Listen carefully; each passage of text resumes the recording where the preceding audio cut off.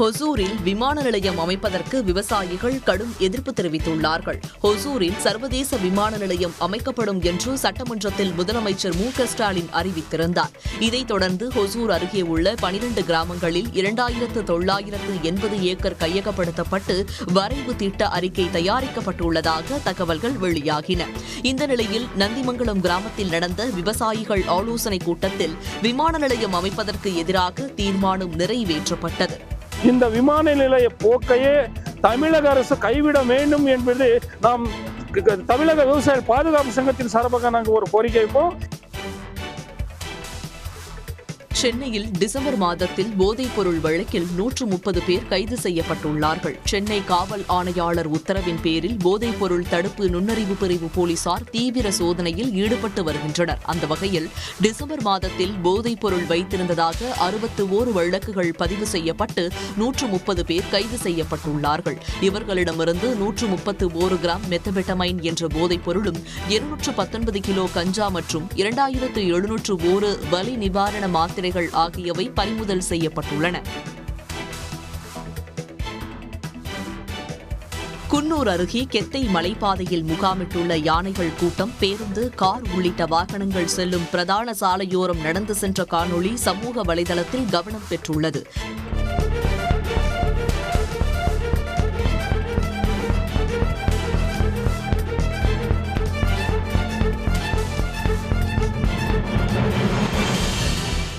கெத்தை மலைப்பாதை சாலை வழியாக அரசு பேருந்து சென்றபோது 2 குட்டிகளுடன் குடும்பமாக நடந்து சென்ற யானைகளை பயணிகள் மிக அருகில் கண்டு ஆச்சரியமடைந்தார்கள். இதையடுத்து கெத்தை மலைப்பாதை சாலை வழியாக செல்வோர் வாகனங்கள் மெதுவாக இயக்கவும் கவனமுடன் செல்லவும் வனத்துறையினர் அறிவுறுத்தியுள்ளார்கள். ஸ்ரீரங்கம் ரங்கநாதர் கோயிலில் ஏகாதசி பகல் 2ஆம் நாளை ஒட்டி உற்சவர் நம்பெருமாள் வெண்பட்டு உடுத்தி முத்துப்பாண்டியன் கொண்டை, சிகப்புகள் நெற்றிப்பட்டை உள்ளிட்ட சிறப்பு அலங்காரத்தில் எழுந்தருளி பக்தர்களுக்கு காட்சியளித்தார்.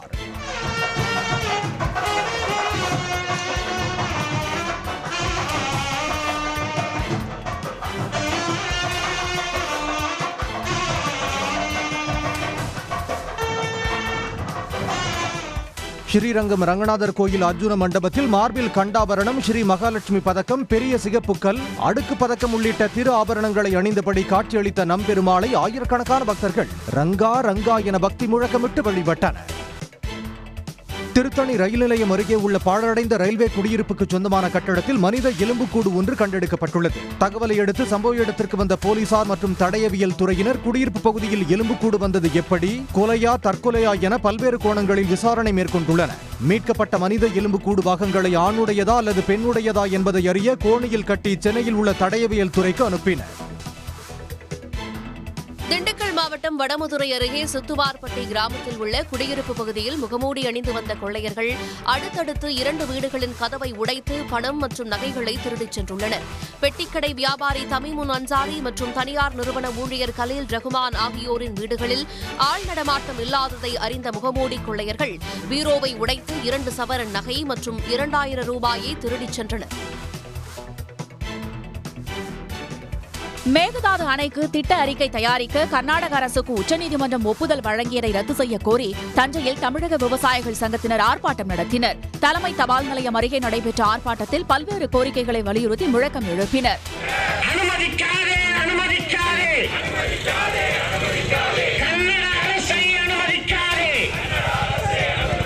டெல்டாவை அக்கறையோடு காப்பாற்றுகிற அமைப்புகளை எல்லாம் சேர்த்து இணைந்து டெல்டா பகுதியை காக்கிற வகையில் தொடர்ந்து போராட்டம் நடைபெறும். பாதிக்கப்பட்ட பகுதிக்கு இப்போ 35,000 ரூபாய் டெல்டா பகுதிக்கு வழங்க வேண்டும் என்று கேட்டுக்கொள்கிறோம். தொடர் மழையால் பாதிக்கப்பட்ட டெல்டா விவசாயிகளுக்கு உரிய நிவாரணம் வழங்க வேண்டும் என்று வலியுறுத்தினர். திண்டுக்கல் மாவட்ட கிளை சிறைச்சாலையில் கஞ்சா விற்பனை செய்த சிறை காவலர் அன்பரசு தற்காலிக பணி நீக்கம் செய்யப்பட்டுள்ளார். திண்டுக்கல் மேற்கு வட்டாட்சியர் அலுவலகம் அருகே மாவட்ட கிளை சிறைச்சாலை செயல்பட்டு வருகிறது. அங்கு சிறை காவலராக பணிபுரிந்து வந்த அன்பரசு சிறை கைதிகளை சந்திக்க வரும் உறவினர்கள் மூலம் கஞ்சா பெற்றுக்கொண்டு அதனை கைதிகளிடம் கைமாற்றி விற்பனை செய்து வந்துள்ளார். இது தொடர்பாக புகார் எழுந்த நிலையில் சிறைச்சாலை வளாகத்தில் போலீசார் சோதனை மேற்கொண்டனர். தொடர்ந்து அன்பரசன் மீதான புகார் உறுதியான நிலையில் அவரை தற்காலிக பணி நீக்கம் செய்து சிறைச்சாலை கண்காணிப்பாளர் உத்தரவிட்டார்.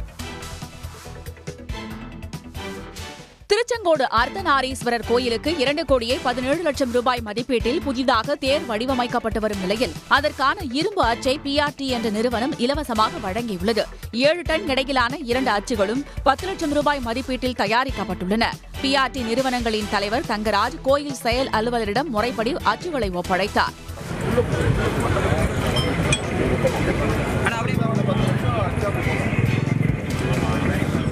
புதிதாக வடிவமைக்கப்பட்டுள்ள தேரின் வெள்ளோட்ட நிகழ்ச்சி வரும் ஜனவரி 25ஆம் தேதி நடைபெறவுள்ளது.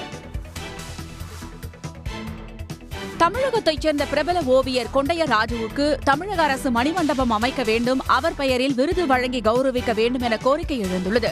மாநிலத்தின் பெருமைகளை பறைசாற்றும் பல்வேறு ஓவியங்களை வரைந்த ஓவியர் கொண்டைய ராஜுவின் பெயரை கோவில்பட்டியில் உள்ள ஏதேனும் ஒரு சாலைக்கு வைக்க வேண்டும் என்றும் ஓவியர்கள் வலியுறுத்தினர். ஓவியக் கலையில சிறந்த இவருடைய பெயரை வைத்து வருங்கால ஓவியர்களுக்கு விருது வழங்கினால் அவருடைய பெயரும் நிலைக்கும். வருங்கால ஓவியர்களுக்கு ஒரு ஆர்வமும் அதிகமாகும். நம்மளும் அவரை மாதிரி ஆர்டிஸ்ட் ஆகணும், படிக்கணும் அப்படின்னு அவர் யார் என்னங்கிறது தெரிஞ்சுக்கிட்டே இருக்கும். கொண்டைய ராஜு அறக்கட்டளை சார்பில் தூத்துக்குடியில் நடைபெற்ற கிளை திறப்பு விழாவில் ஏராளமான ஓவியர்கள் கலந்து கொண்டனர்.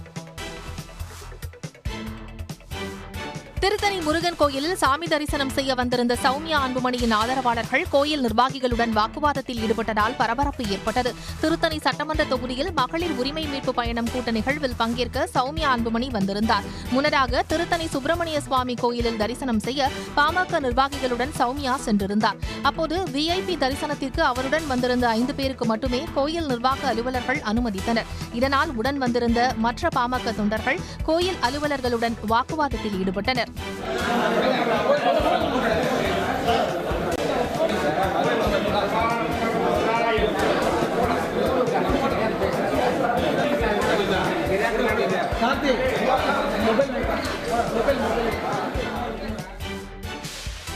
செங்கம் அருகே தானிப்பாடியில் அரசு பேருந்து ஓட்டுநர் ஒருவர் பாட்டாளி மக்கள் கட்சி கொடி துண்டை தோள் மீது அணிந்து கொண்டு அரசு பேருந்தை இயக்கியது சர்ச்சையை ஏற்படுத்தியுள்ளது. தானிப்பாடி பேருந்து நிலையத்தில் இருந்து சின்னியம்பேட்டை வழியாக திருவண்ணாமலை செல்லும் அரசு நகர பேருந்தை ஓட்டுநர் கலைமணி இயக்கினார். அப்போது விதிகளுக்கு எதிராக பாட்டாளி மக்கள் கட்சியின் கொடி துண்டை தோள் மீது அணிந்து கொண்டு பேருந்தை இயக்கினார். பணியின் போது சீருடை மீது குறிப்பிட்ட கட்சி கொடி துண்டை அணிந்திருந்த ஓட்டுநர் கலைமணி மீது நடவடிக்கை எடுக்க வேண்டும் என பயணிகள் வலியுறுத்தினர். உடனுக்குடன் செய்திகளை தெரிந்து கொள்ள சன் நியூஸ் பெல் ஐகானை கிளிக் பண்ணுங்க.